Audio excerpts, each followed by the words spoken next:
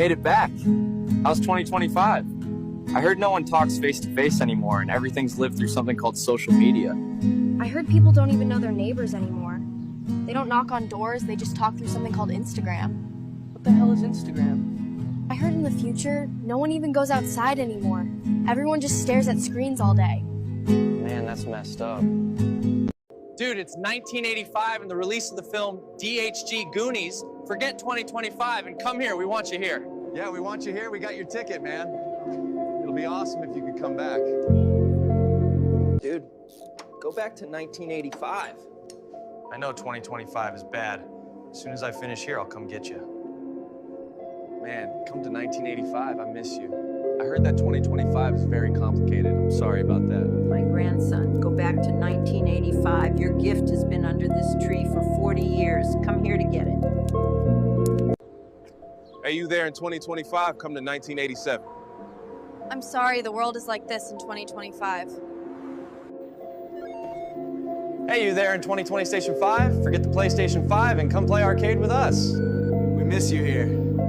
It's sad to know the world got bad in 2025. We miss you.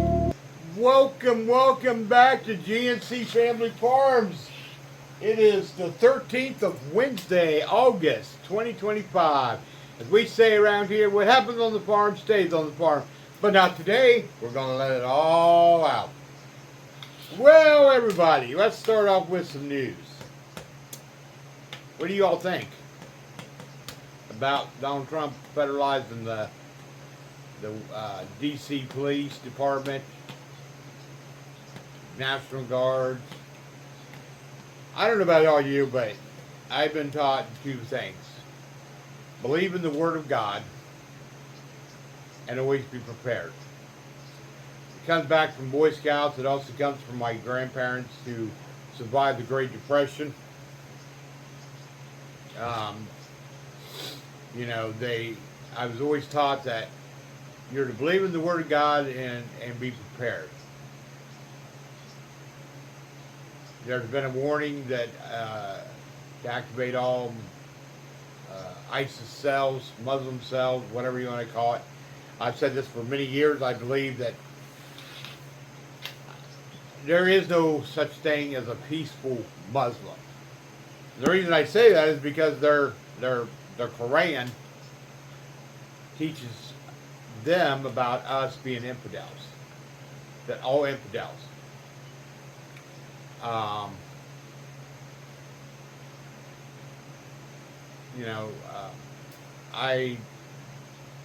When we first got together, my wife and I, she lived in Columbus, so I moved to Columbus with her, and I had been to Columbus many times. My mom worked for a battered women's shelter through the Catholic Society on Mount Street, I think it was. Anyway, that's really the bad part of Columbus. It's where you have the Bloods and the Crips and gangs and stuff, and there was nothing to see SWAT teams coming across the parking lot chasing bad guys and crack dealers, and so I was already used to that kind of living.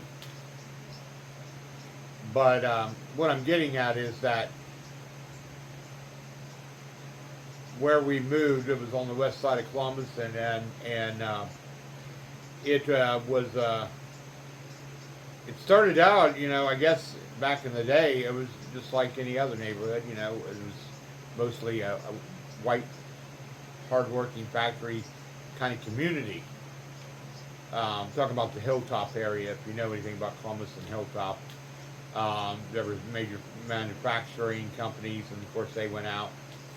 And then it became more a Mexican, Latino community. A lot of houses depreciated after the close of factories. And, then it became more, and now really it's very strong, especially if you go up there, Georgiaville Road and all that areas is full of Muslims because there's a big mosque there. And the reason I say this is because I do believe that these people have been in our country for a long time. you look back to the attack of Pearl Harbor, there were Japanese / Americans who were here secretly by the emperor, and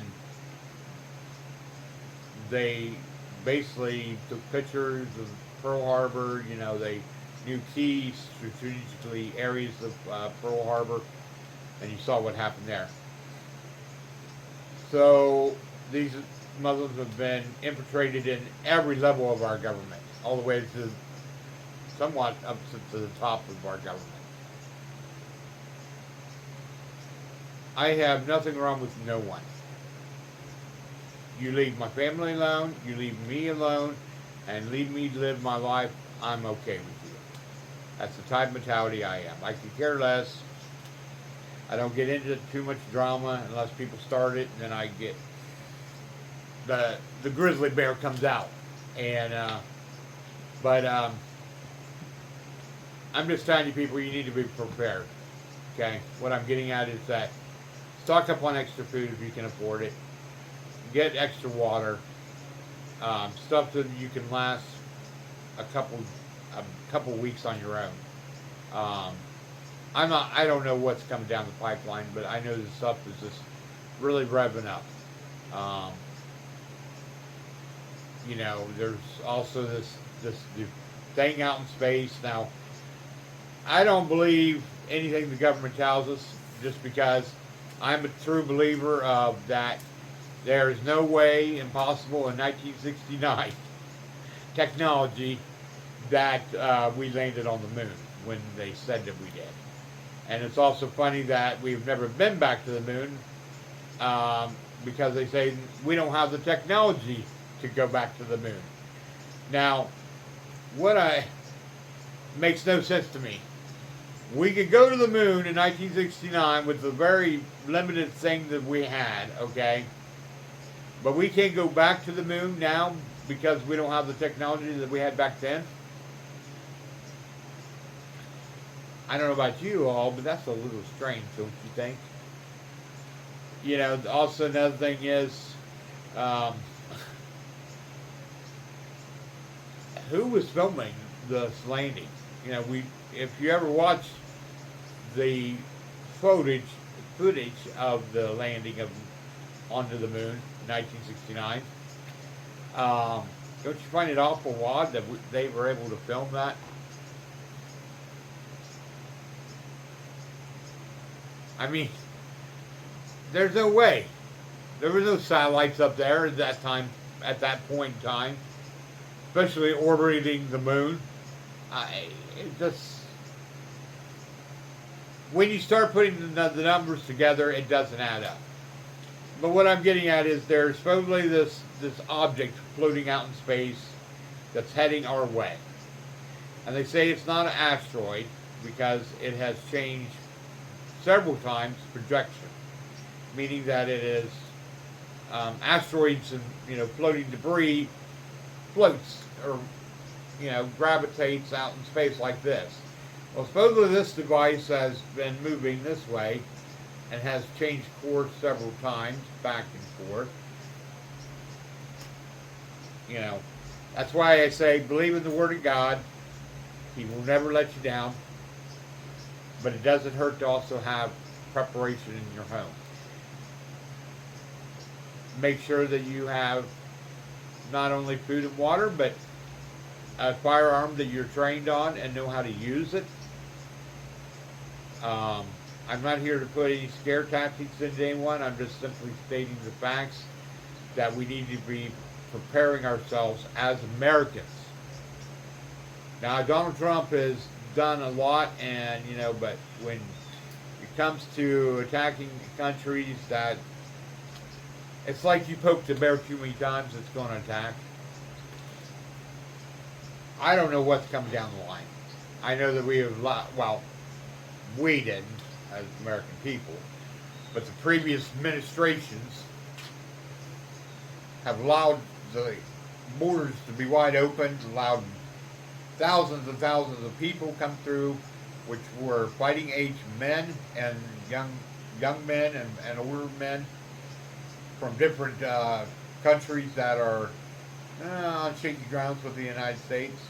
There's been Chinese. There's been, you know, have you ever watched the original Red Dawn? Isn't it funny how that movie back then talked about the border and how it was wide open? You know, I don't know what to believe, but all I know is that here on the farm we grow what crops we grow and stuff. We have a produce stand, and then we also we put back our what we grow.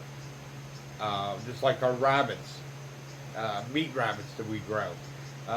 We not only have some in the freezers, but we also have it in cans, jars. She cans them up and makes meat in the jars, and it's we put stuff up because we're smart squirrels. You ever heard the old fable story of the two squirrels? The one who wanted just to play all summer and didn't want to do anything, and here came winter, and it was a hard winter, and at it, the one squirrel had worked hard all his season and had stockpiled his nuts and stuff up and stored it up, and he was prepared for that harsh winter. And that other squirrel came over and wanted some of his stuff, and he said, "Sorry, I warned you." So there, I gave you out a warning. I'm not stating that there's going to be alien attacks, and I'm not going to say there's going to be a terrorist attack. But with that being said, there are some things coming down the line that I believe that we all need to be paying very, very close attention to. So that's all I got to say about that. One more last news.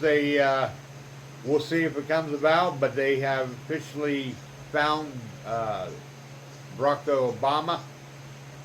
That him and his top advisors are guilty on fake Russian incursion during the 2016 election. So why are we talking about 2016 election? Well, that's my point too, but I think it's really good that we're finally going to hold someone responsible. It will come about. I don't know. I would love to see it happen because I believe that he should have never been allowed a president to become a. Now you say, well, why is that? Well, because here's the simple fact. He is not a American. Isn't it funny how his birth certificate states that he's American, but he is actually born in Africa and was raised in that African, and then his family moved to Hawaii. So technically he's not an American citizen. But anyways, I still think Hillary Clinton should be arrested for Benghazi. I'm still waiting on that one. So I doubt anything will happen with Barack Obama either, but we'll see. Maybe he didn't take the page out of Hillary Clinton how to get away with murdering. I still think Biden should be held accountable too as well. I know that he probably wouldn't last the trial, but because of his age. But what he did in Afghanistan, left soldiers behind, and U.S. citizens left them to die and be tortured. But that's our government, isn't it? Good old America, right? I personally think that we just need to put a border around America, build our military up, get rid of these crybabies who want to protest ISA. People who want to get in front of vehicles and stuff. I've seen so many videos. It's sickening. We're trying to get rid of these people who are bad apples.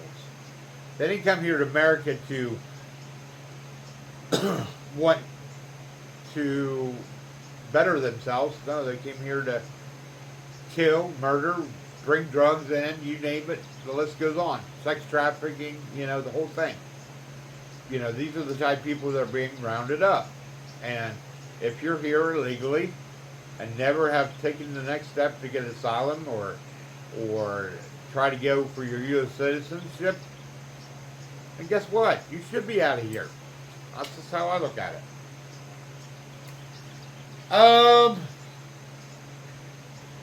But that's pretty much it on that stuff.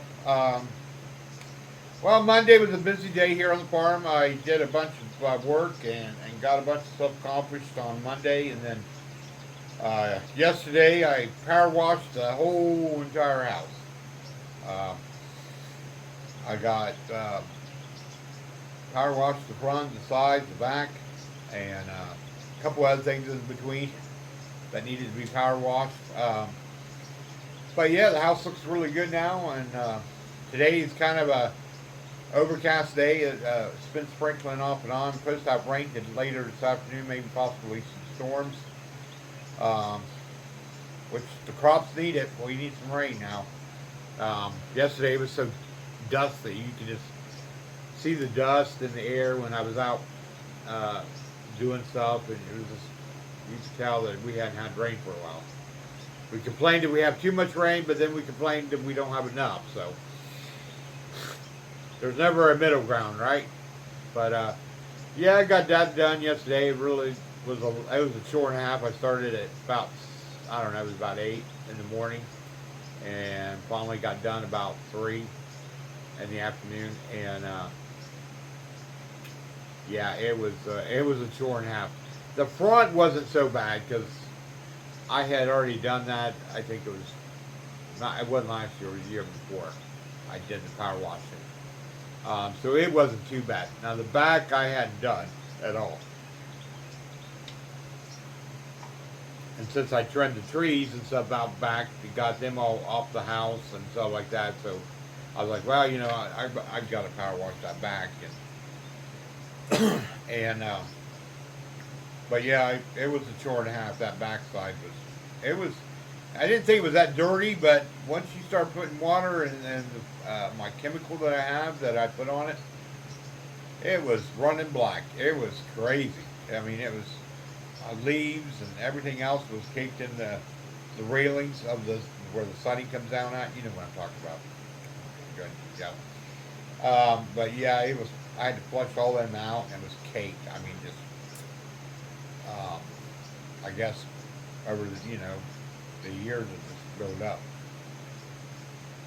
Did notice there in the back that though I'm going to have to be doing some painting. I don't know if it'll be done next year.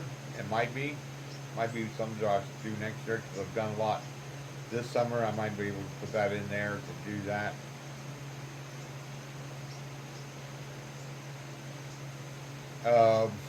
Carmen starts, well, she's got her open house this week, tomorrow actually. She goes to her first open house, and then the following week is the 19th. Yeah, the 19th, I kept saying the 20th, but it's the 19th she goes back to school. It's her first day of school. And I've been preparing her all week, and she is not happy about it. Because we explained to her that right now, see, last year this happened too. They said we were going to have this teacher, but then it turned out that we were able to have her first year's teacher. And so we were really lucky with that. But so far we haven't heard any different. So we explained to her that she will be probably in a new classroom. She's not happy.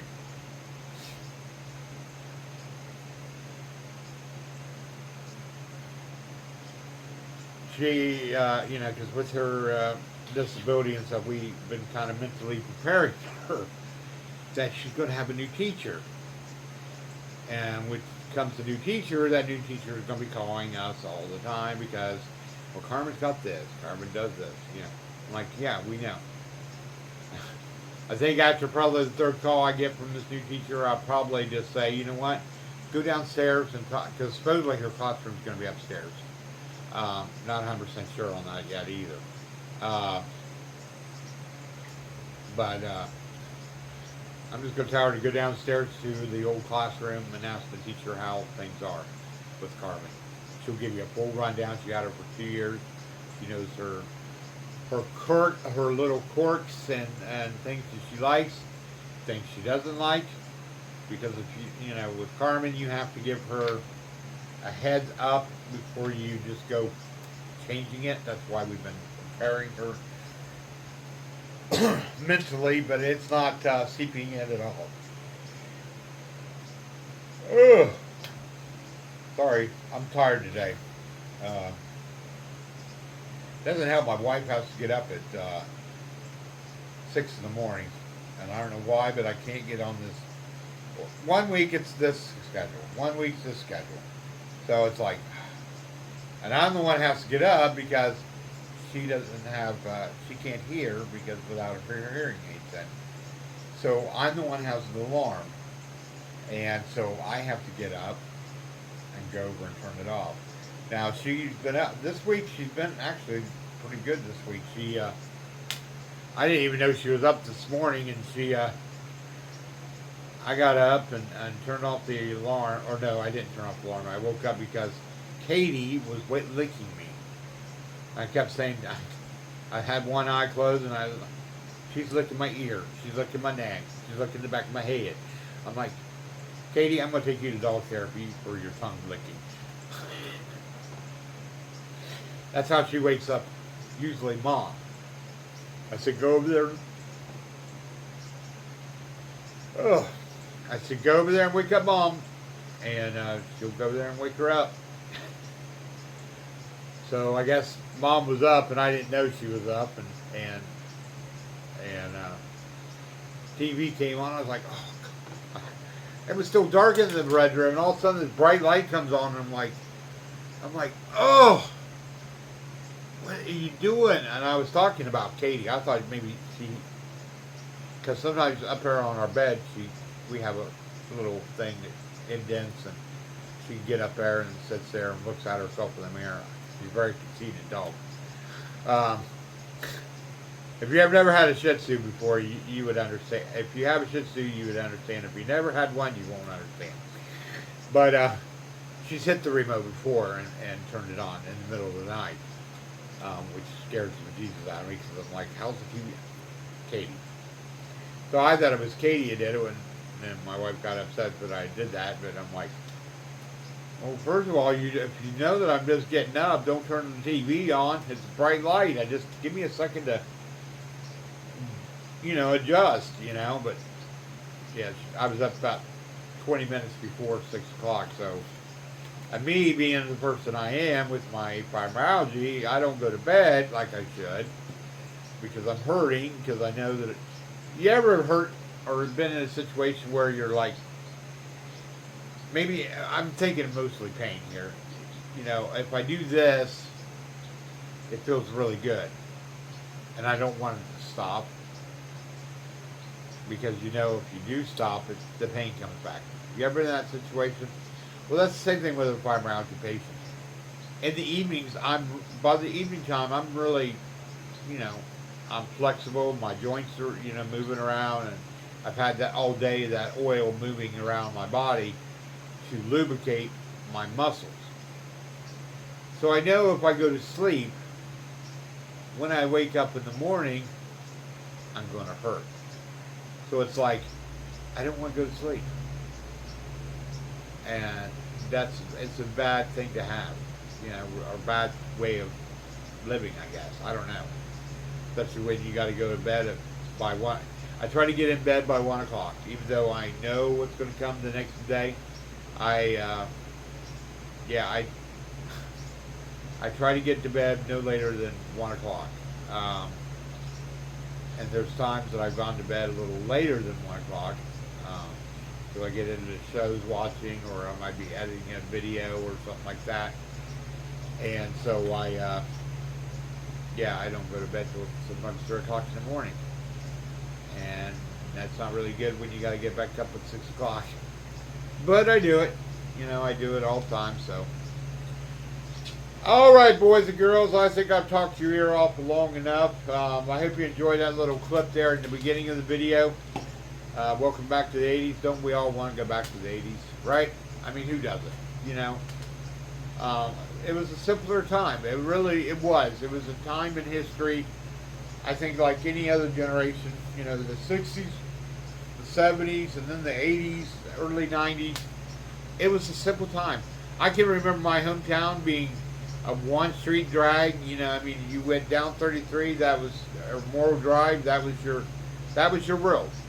You know, and you had the mall over there, and they put it in a farmer's field, took the farmer's field away. But I remember a time when that was all farmland, you know. So I grew up in a very small town that has exploded, you know, in the last 10 years, maybe 15 years. Ever since they put the bypass in down there. I grew up in Lancaster, Ohio. If you know where Lancaster, Ohio is at, we say Lancaster. Some people say, well, isn't it said, as it said, Lancaster instead of Lancaster? We just call it Lancaster. That's how I grew up saying it. I will never change. Because some people will say, well, are you from Lancaster? Lancaster? Yeah, I'm from Lancaster. You know? But, yeah, it was a small town, and now it's everywhere you look, there's apartment complexes, housing developments, and the mall itself was pretty much gone. You know, which is really sad because that was my childhood. Went to the arcade down there, you know, and we spent all day Saturday was our day down there. Now, as I got older, I had to go to work and stuff, but as soon as I was off work, I went to the mall. You know, hung out at the mall, the food court, the smells, and oh, good old memories, you know. Great childhood memories. But, yeah. Who doesn't want to go back to the 80s? It was a year before we all got into texting on our phones and yeah, we had the video games, but we didn't sit around and play with them all day long like kids do today. You know, and some will say, well, because I heard someone tell me, well, yeah, that's because you didn't have really good gaming system. No, we had other priorities. We wanted to go outside, get on our bike, and ride across the town. You know, I mean, you know, Lancaster wasn't a big town, but it was a pretty big sized town. We had division in our community. It was you had the west side, and you had the east side kids, and I had some friends who were east side. You know, who went to my church and growing up, who lived on the east side. Mostly the west side kids always stuck together, and the east side kids always stuck together. They didn't you didn't intertwine until like you got to high school, because not high school, freshman year. 7th and 8th grade was, you know, you were 7th and 8th on this side, 7th and 8th here was on this side, and then in the middle was where you spent your 9th grade year. And that, Stanberry was the name of our place, and I know should be letting you go, but when you went to Stanberry, you had this two communities of people come together in one school. Whose brilliant idea that was, I don't know. Who came up with that bright idea? They since got rid of that. It's now used for administration building, but I think it was because, man, we really, I mean, it was like prison. It really was. It was no joke. I mean, it was fights every lunch period. It didn't matter what lunch period you had, there was a fight. And I'm talking, people went out in ambulance. I'm not lying. I'm being truthful. It was brutal. It was awakening. People say, oh, wait till you go to high school. You didn't get fat here. High school was a breeze. I don't know if it was because it was spread out and, you know, you kind of all hung together in different areas. But Stanberry, there wasn't no hanging around. You know, it was just two different raisings coming up. You had, because the east side was mostly doctors and lawyers, and it was more the upper class people. The west side was all anchor hawking factory worker kids, blue collar kids. We grew up rough, we grew up tough. We had fights after, school and grade schools. But man, when you went to Sandberry, I literally thought I would never survive ninth grade. I really did. It wasn't because I didn't know anyone. It was because didn't know if I was going to get stuck. I mean, there was knives. We didn't have guns back then. No one fought with guns. No one really fought with knives either. It was mostly a straight out brawl. And I'm not talking, fights or girls. Oh Lord, have mercy. I saw one girl almost part of her hair literally got ripped out of her head. She got scalped. I'm not lying. Blood was rolling down her back. Lunchtime was like blood sport. I mean, I'm not lying. It was bad. It was, and I think it was because we came through them halls. They finally said, you know what, we can't put these two groups of people together anymore. Now, I don't know how it is now because, like I said, you got huge Dominion home communities. You got all these housing developments, apartments, and they're all over the place. And I don't know if it's considered east or west anymore. I know there's still the west side of Lancaster. There's still the east side, and then there's the outer bank areas, that Lancaster has grown out to be. So I don't know how it is now, but man, I know back in the day. Whoa. I would like to go through the high school one more time because they built on to the new high school. Because behind our old high school, it was a soccer field or field hockey, and soccer was played there, and they had the base diamond. But I guess now all that's it's all built. I mean, yeah, it's crazy. It really is. But I miss them days. All right, I'll let you get out of here. You guys go do your thing on Wednesdays, and tomorrow's Friday Eve, and we're almost on the weekend again. And